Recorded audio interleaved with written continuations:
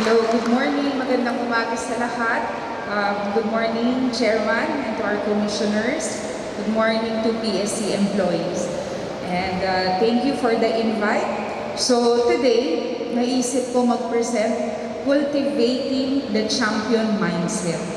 No? So I know na ang ating audience ay employees. No? Pero bakit cultivating the champion's mindset? Next slide. So ang first question, what is a champion and who do you consider champions? Diba? We are working with athletes, ang perception natin, sila yung champions. So what is a champion and who do you consider champions? Next slide. So normally, ito yung nakikita nating pictures. Our athletes, sila ang champion. No? But later, I hope you will have a different perception when we mention champions. Okay? So next slide. Ano ba ang definition niya? So a champion has the courage to risk failure. So technically, yung mga champions, hindi sila natatakot to try and to fail. No? Champions also have to gain great self-knowledge. Hindi natatapos yung ability nila to learn. No? And also, yung thought processes nila. Magaling sila in a sense na mag-think properly. No? Next. So for today, I want you to remember the triple A. Yan, dapat alalahanin nyo ito. Mamaya may exam kayo. No? So the triple A in cultivating the champion's mindset. Ano yung unang letter A? Altitude. Yung pangalawa, attitude. Yung number 3, aptitude. Diba? Daling tandaan. Triple A. Altitude, attitude, and aptitude. Next slide. So the first A, altitude. Ano ibig sabihin ng altitude? Height or taas. No? So when we talk about altitude, the vertical height of an object, other terms can be elevation or height.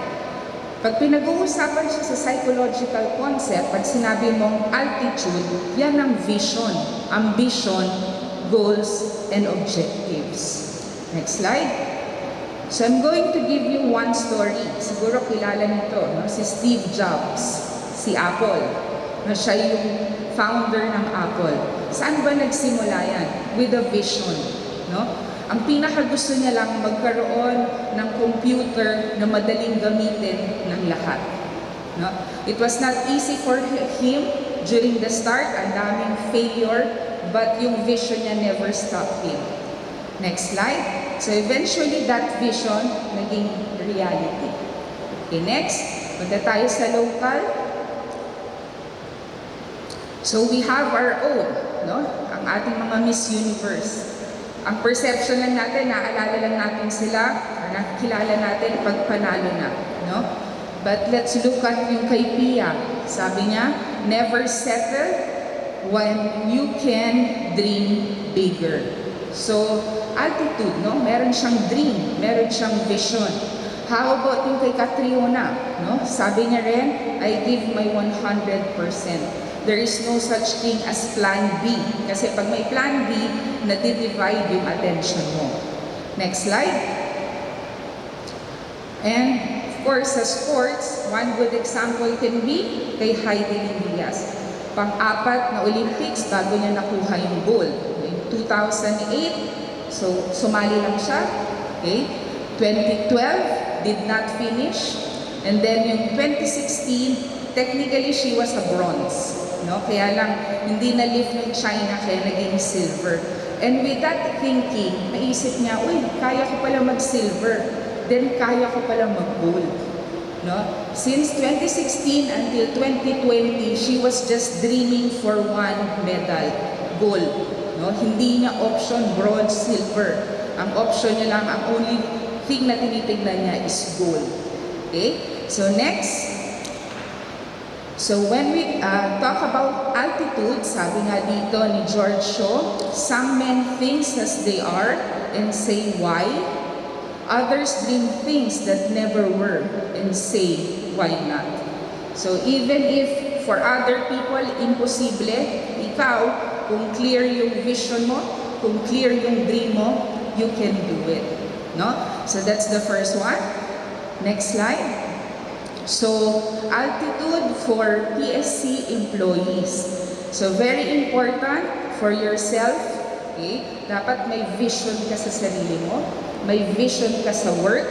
And also, meron kang vision to PSC. No, you're not just working here. No? Papunta ka lang, papasok ka lang, wala lang. Ibig sabihin, ikaw mismo, you want to give your best every day.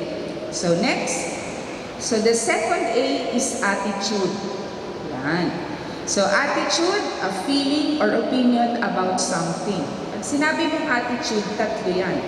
Cognitive, emotion, and behavior. Ibig sabihin, attitude is thinking, emotion, and action. Okay? So, with the psychology, pag sinabi mong attitude, it's about mindset and commitment. Next slide. So, ano ba yung mindset? Mindset, simple lang naman siya eh. Paniniwala, just a belief. Pero yung belief na yan, powerful. Depende how you think. No? Kaya yung mga negative thoughts will create negative outcomes. No? So, kung positive, even if the situation is negative, but you're going to deal with it positively, ang magiging solution will be positive. No? So sabi dito, what you think, you become. If you want to become successful, kailangan ikaw muna maniwala ka that you will become successful. Next slide. So meron daw dalawang klase ng mindset. Alin kayo dito? Yung fixed or yung growth? Yung fixed mindset daw, they are trying to prove that they are smart and talented. Dahil tinatry nilang i-prove na talented and smart sila, ayaw nila mag-try ng bago. Doon lang sila sa comfort zone nila. Ito lang ako. Pag may pinasinasabi na, try mo to, ayoko, bago yan, ayoko i-try. So ang tendency with fixed mindset, you limit yourself. Ayaw mo i-try eh. Kasi hindi ako sanay dyan, hindi ko alam yan. With the growth mindset, you're stretching yourself into learning something new. Hindi ka takot mag-try. So even if you fail, okay lang.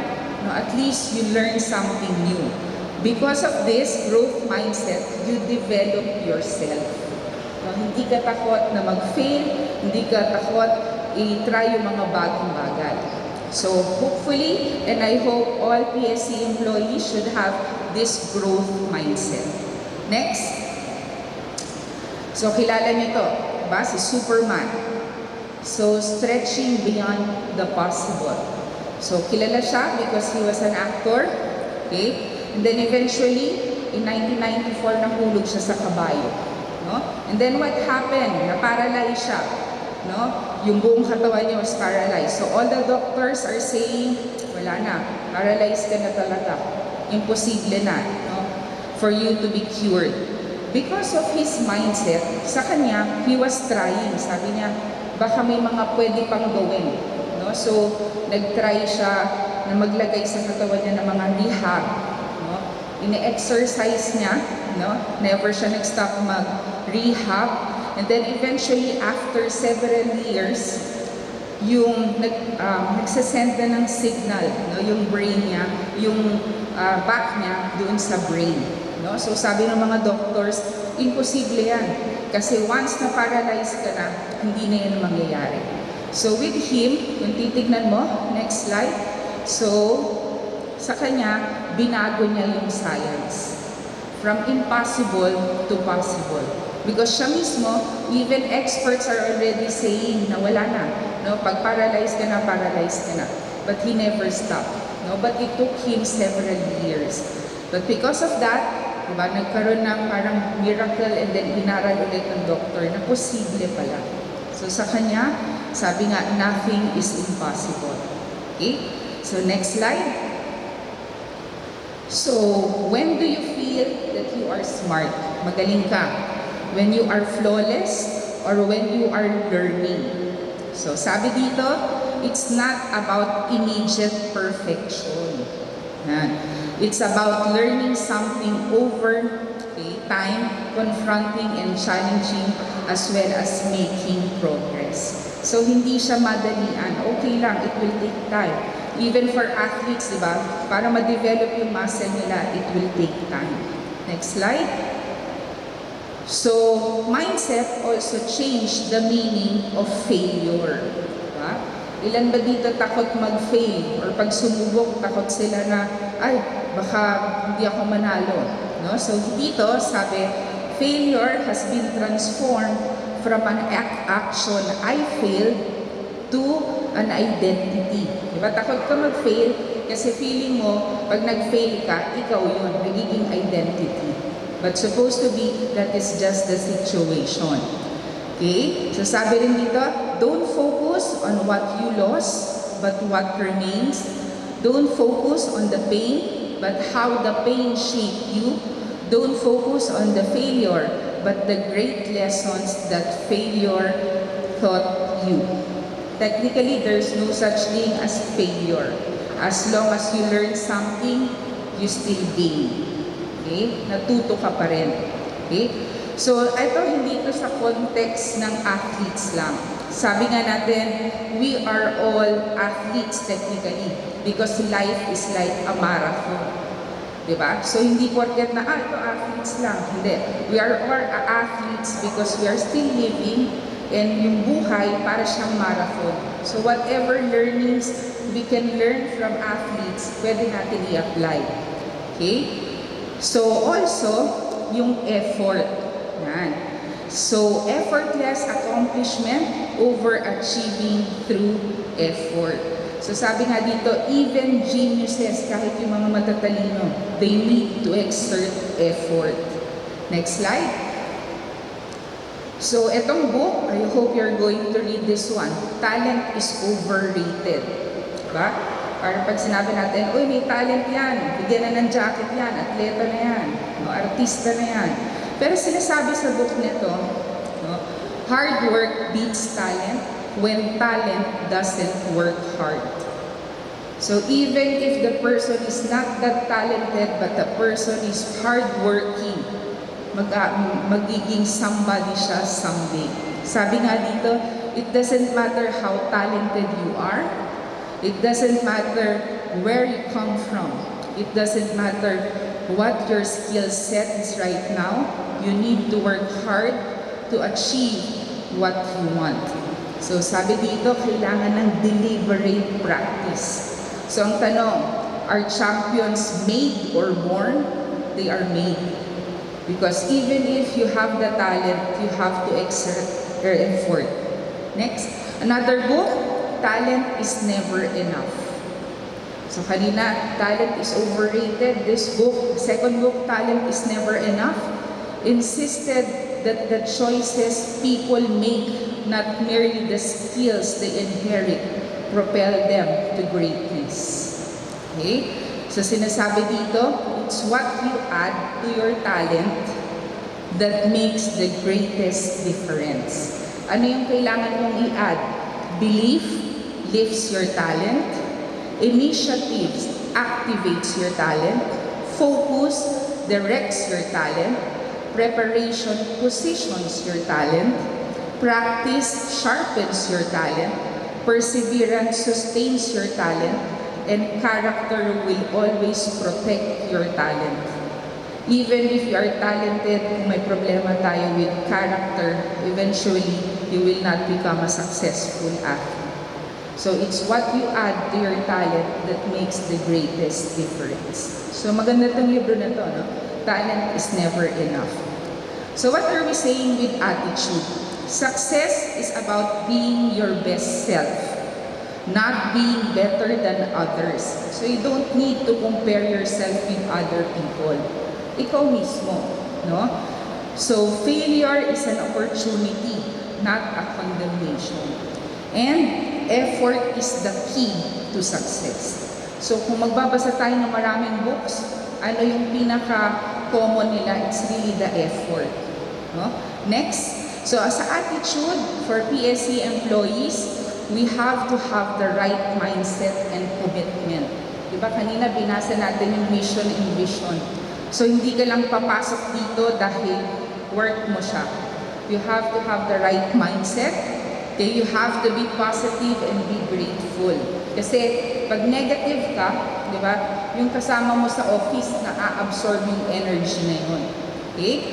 So, always tell yourself, I am here working in PSC because I want to help the best of my effort. Nandito ka because you want to give your best. Nandito ka because you want to serve your country with your abilities and talent.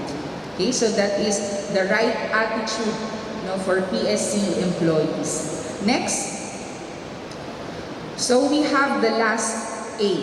No? Yung last A or third A is the aptitude. Ano ba yung aptitude? So ito naman, inherent talent and abilities for learning or doing certain things in different area. So our ability to deliver given our capabilities. Sa aptitude, ang basic requirement is knowledge. Kailangan may alam ka. Okay? So for psychology, kailangan dyan capabilities and knowledge. Next. So pwede meron tayong vision, no? With great ambition.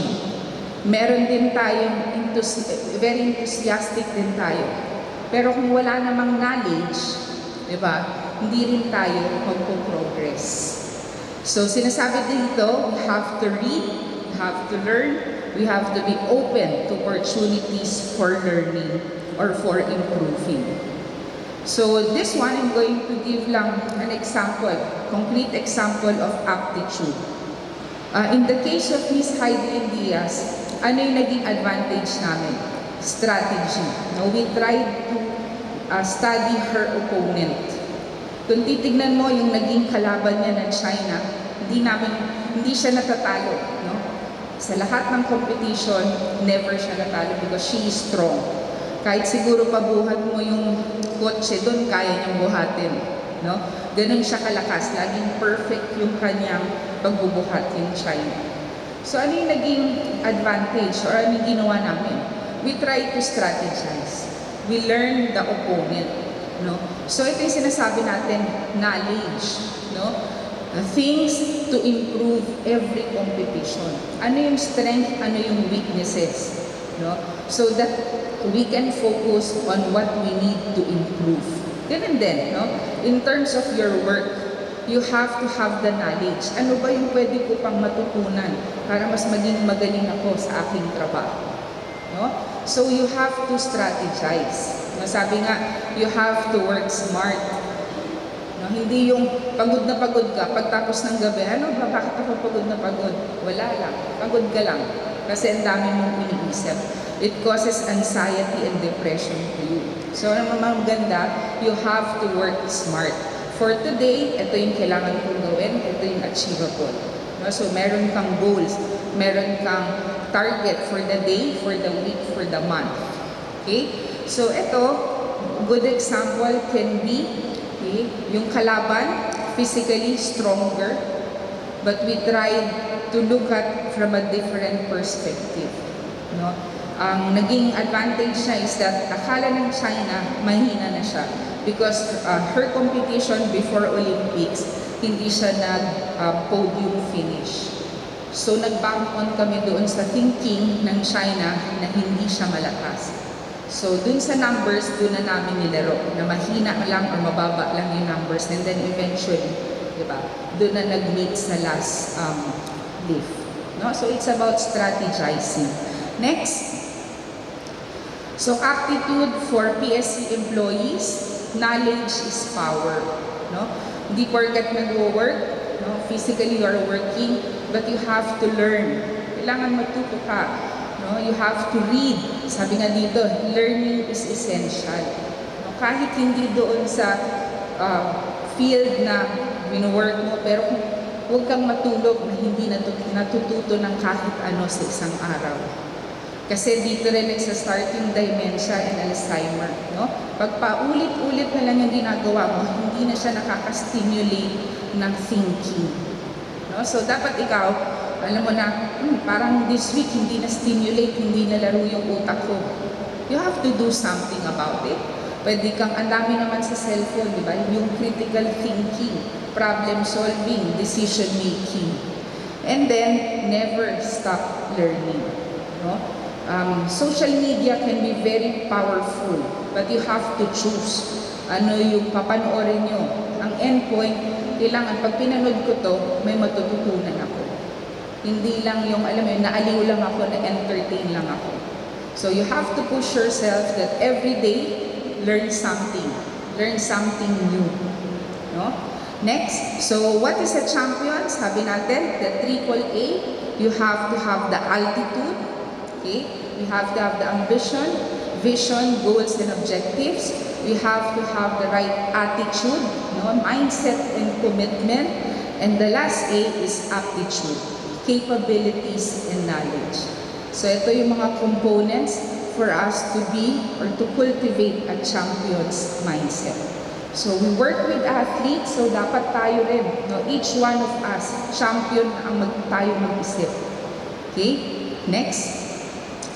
So yung tanong ko kanina, who do you consider champions? Next. For me, each one of us here in PSC. No, kasi we cannot serve, we cannot work with athletes if tayo mismo, we are not champion mindset. No? So hindi porket sila lang naglalaban, sila lang naglalaro, sila lang yung champion. Dapat tayo rin. No? We should be ready so that when they need us, each unit is very important in PSC. Kasi lahat yan tinutulungan yung PSC to achieve their goals. No? So each one of us should be in champion's mindset. Okay? So I hope you have a great day and you learn something new today. Thank you.